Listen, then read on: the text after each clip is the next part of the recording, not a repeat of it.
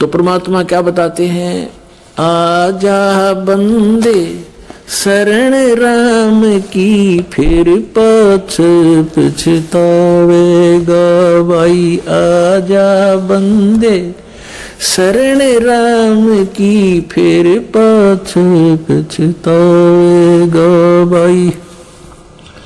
आजा बंदे शरण राम की, फिर पाछ पछतावेगा। बाड़ू की भीत पवन का खंबा, कब लग खैर मनावेगा। हाँ, बाड़ू की भीत पवन का खंबा, कब लग खैर मनावेगा। आजम तेरे घटन गेर, तू राम कहन ना पावेगा। आजम तेरे घटन गेर, तू राम कहन ना पावेगा भाई। आजा बंदे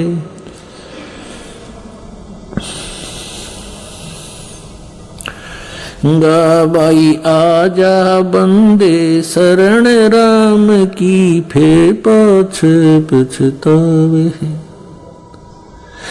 काल बली तेरे सिर पर बैठा, बुझा पकड़ ले जावेगा। काल बली तेरे सिर पर बैठा, बुझा पकड़ ले जावेगा। मात पिता तेरा कुटुंब कबीला, सारा खड़ा लखावेगा भाई। मात पिता तेरा कुटुंब कबीला, सारा खड़ा लखावेगा भाई। आजा बंदे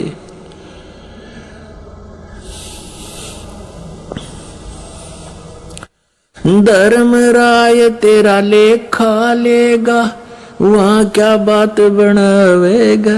हाँ, धर्मराय तेरा लेखा लेगा, वहाँ क्या बात बनावेगा। लाल खंभ से बंधा जा, बिन सतगुरु कौन छुटावेगा भाई।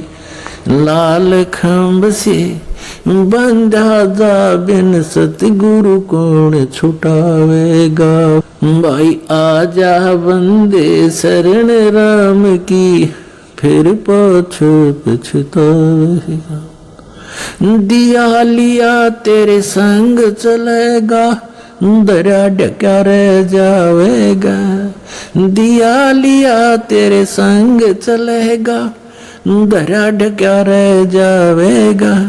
कहे कबीर सुनो भाई साधो, करनी के फल पावेगा। हाँ, कहे कबीर सुनो भाई साधो, करनी के फल पावेगा भाई। आजा बंदे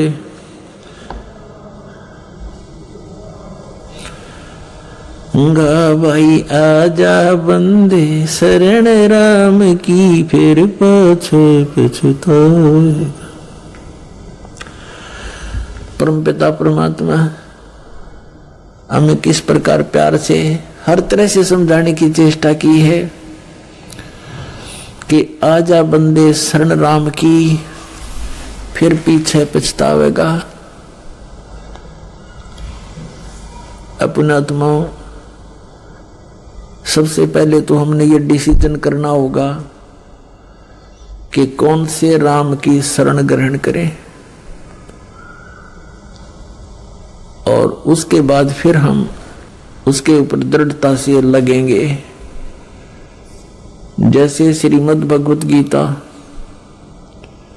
अध्याय नंबर 15 के श्लोक नंबर 1 से लेकर 4 में और 16 से 17 में इन सभी प्रभुओं की जानकारी है, सभी रामों की जानकारी है। राम कहो, गॉड कहो, रब अल्लाह खुदा कहो, ब्रह्म कहो, पुरुष कहो, तो ये सब एक शक्ति बोधक शब्द पर्यायवाची हैं, भाषा भिन्न है। अब उल्टा लटका हुआ संसार रूपी वृक्ष बताया है श्रीमद् भगवद गीता अध्याय नंबर 15 के श्लोक नंबर 1 से 4 में इसका निर्णय दिया है कि ऊपर को जड़ है वो तो मूल मालिक है, कुल का मालिक है। जैसे पेड़ को, पौधे को जड़ से, मूल से आहार प्राप्त होता है, यानी वो पूरे पेड़ का पालक होता है, पालनहार होता है। तो वो तो समझो पूर्ण परमात्मा तो ऊपर जड़ है, वो प्रोक्ष है, गुप्त है। यजुर्वेद अध्याय नंबर 40 के श्लोक 17 में स्पष्ट लिखा हुआ है कि वेद ज्ञान दाता कौन है? ये ब्रह्म है। गीता ज्ञान दाता भी ये ब्रह्म है। ये ब्रह्म कह रहा है कि वो पूर्ण परमात्मा तो ऊपर प्रोक्ष है, वो तो ऊपर प्रोक्ष है और मैं ब्रह्म हूं, मैं ब्रह्मलोक में हूं, मेरा ब्रह्मलोक है, मेरा एक ओम नाम है। तो ऊपर को जो जड़ है वो तो पूर्ण परमात्मा, और नीचे को तीनों गुण रूपी शाखा सिर्फ गीता ज्ञान दाता ने इस सृष्टि रचना की जानकारी है, इतनी सी दी है कोड वर्डों में। ऊर्ध्व मूलम अधः शाखम अश्वत्थम अव्यम प्राहु अव्यम छंदासी यस्य पर्णानि ये तम वेद स वेदविद। अब गीता ज्ञान दाता ने पल्ला झाड़ दिया कि ऊपर को जड़, नीचे को शाखा, उल्टा लटका हुआ संसार रूपी वृक्ष है। और जो संत इसके सभी विभागों को बता देगा वो तत्वदर्शी संत है, स वेदविद। अब फिर गीता अध्याय 15 के श्लोक 2 से लेकर 3 तक स्पष्ट किया है कि तीनों गुण रूपी शाखा ऊपर और नीचे फैली हुई है। रजगुण ब्रह्मा, सतगुण विष्णु, तमगुण शिव जी। रजगुण ब्रह्मा है, सतगुण विष्णु, तमगुण शिव जी। ये तो एक पेड़ की शाखाएं हैं। और फिर बीच में कौन से रह गया? तना और डार।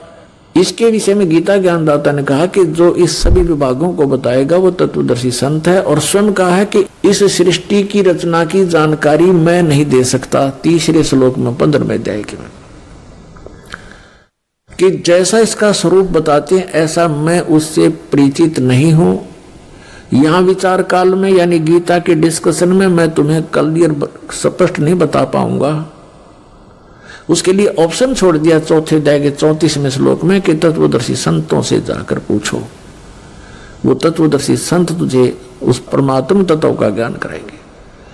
उसकी पहचान भी बता दी है 15वें अध्याय के प्रथम श्लोक में कि ऊपर को मूल, नीचे को तीनों गुण रूपी शाखा वाले इस संसार के सभी छंद यानी विभागों को, पार्ट्स को बता देगा, सवेदवित।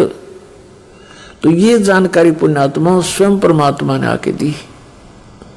कबीर परमेश्वर ने 600 वर्ष पहले अपनी अमृतवाणी में सुख संवेद में कहा था, तत्व ज्ञान में कहा कि अक्षर पुरुष एक पेड़ है, निरंजन वा की डार और तीनों देवा।